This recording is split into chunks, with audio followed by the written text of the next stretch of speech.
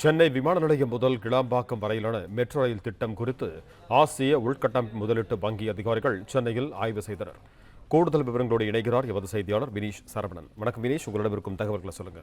இரண்டாம் கட்ட metro rail திட்டத்திற்காக ஆசிய உள்கட்டமைப்பு முதலீட்டு வங்கி கடனுதவி வழங்கப்படும் நிலையில் சென்னையின் பல்வேறு இடங்களில் அந்த வங்கியினுடைய அதிகாரிகள் மெட்ரோ ரயில் நிறுவன அதிகாரிகளுடன் ஆய்வு மேற்கொண்டு வருகிறார்கள்.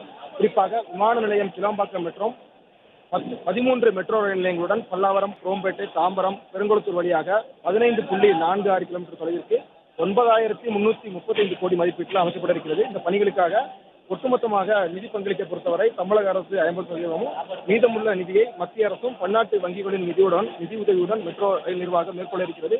அதற்கான பணிகள் தான் தற்பொழுது ஆசிய வங்கியினுடைய அதிகாரிகள் நேரடியாக வந்து ஆய்வு மேற்கொள்கிறார்கள்.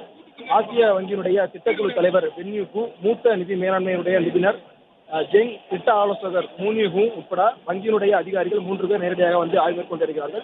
இந்த ஆய்வை பொறுத்தவரை விமான நிலையத்தில் முதற்கட்டமாக ஆய்வு மேற்கொண்டார்கள். அதற்கு பிறகு கிளாம்பாக்கம் பேருந்து நிலையத்தில் கட்டமைப்பு தொடர்பாகவும் ஆய்வு மேற்கொள்ளப்பட்டிருக்கிறது.